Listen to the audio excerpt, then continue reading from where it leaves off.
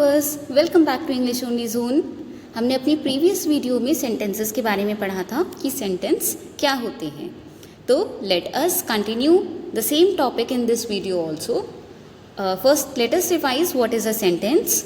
Sentence शब्दों का वो समूह होता है जिसको हम एक मीनिंगफुल तरीके से ज्वाइन करके लिखते हैं।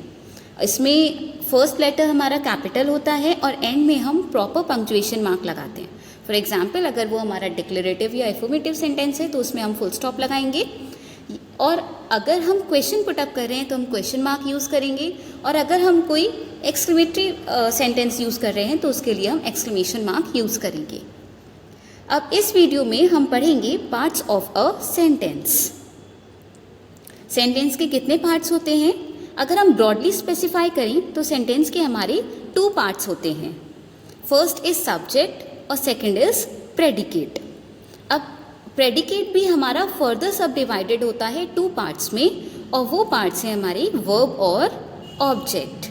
अब हम इनके बारे में डिटेल में पढ़ते हैं कि सब्जेक्ट, प्रेडिकेट, वर्ब, ऑब्जेक्ट होते क्या हैं। Let us first study about the subject.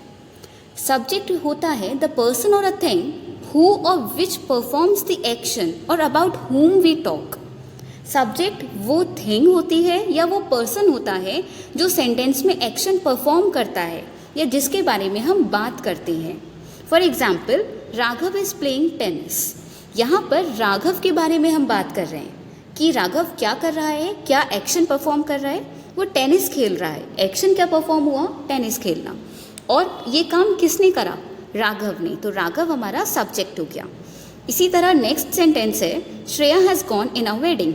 Wedding में कौन गया है? श्रेया में। श्रेया गई है। तो हम किसके बारे में बात कर रहे हैं? यहाँ पर श्रेया के बारे में बात कर रहे हैं। और उसने एक्शन क्या परफॉर्म करा है कि वो वेडिंग में गई है। हमने उसके बारे में क्या बात करी कि वो शादी में गई है।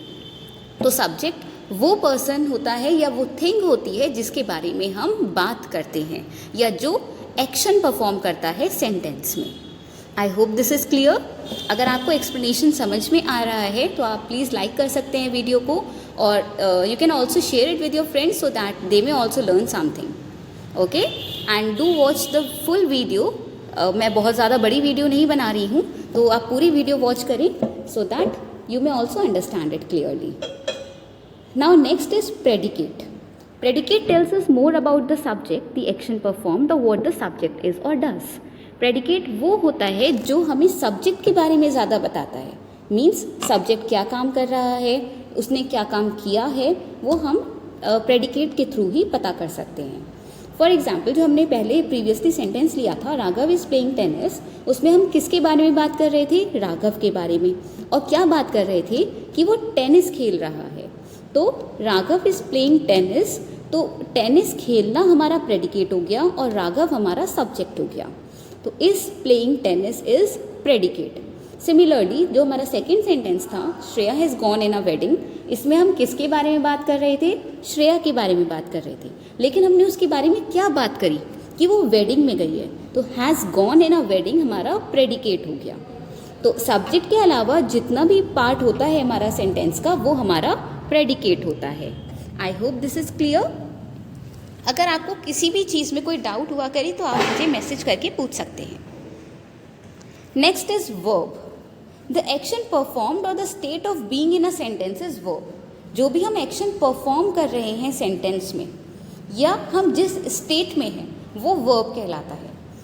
अब वही सेंटेंस हम रिपीट करेंगे, राघव इज़ प्लेइंग टेनिस। तो यहाँ पर राघव क्या एक्शन परफॉर्म कर रहा है, क्या काम कर रहा है राघव? He is playing. तो यहाँ पर खेलना एक्शन परफॉर्म है, जो क्रिया है सेंटेंस की वो है प्लेइंग। तो इस प्लेइंग हमारी वर्ब हो गई। सिमिलरली जो सेकेंड सेंटेंस है Shreya has gone in a wedding, यहाँ पर श्रेया क्या काम कर रही है? वो गई है। वो किस स्टेट में है कि वो ऑलरेडी जा चुकी है। तो हैज़ गॉन यहाँ पर वर्ब हो गई है। तो सेंटेंस में जो भी एक्शन परफॉर्म होता है या जो भी हम काम करते हैं या हम जिस स्टेट में होते हैं वो हमारा वर्ब होता है।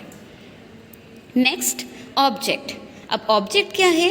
द पर्सन और the thing that receives the action of the verb. जो वर्ब का एक्शन रिसीव करता है वो पर्सन या वो थिंग जो वर्ब का एक्शन रिसीव कर रहा है, मतलब जिस पर वर्ब इनैक्ट हो रही है। काम करने वाला सब्जेक्ट है, काम क्या किया उसने, वर्ब वाला जो काम है वो किया, और वर्ब का असर किस पर हुआ, वो हमारे ऑब्जेक्ट पर होता है।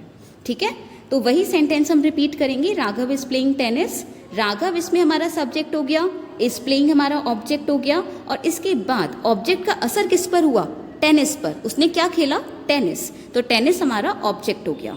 सॉरी, वर्ब का असर किस पर हुआ, ऑब्जेक्ट पर, तो वर्ब का जो एक्शन है वो टेनिस पर परफॉर्म हुआ, तो टेनिस हमारा ऑब्जेक्ट हो गया। नेक्स्ट है Shreya has gone in a wedding, तो यहाँ पर श्रेया सब्जेक्ट है, हैज़ गॉन हमारा वर्ब हो गया, हमने इसके बारे में पढ़ा, और इन अ वेडिंग हमारा ऑब्जेक्ट हो गया। ठीक है, कहाँ गई है वो, इन अ वेडिंग, तो हमें ये पता चल गया कि उसने जो काम किया वो जहाँ पर भी है, जिस स्टेट ऑफ बीइंग में है वो कहाँ है, वेडिंग में, तो वेडिंग हमारा ऑब्जेक्ट है। I hope this is clear to you. तो आज की वीडियो में हम सिर्फ इतना ही पढ़ेंगे। Thank you so much for watching, and do like, share and subscribe the channel if you like this explanation. Thank you.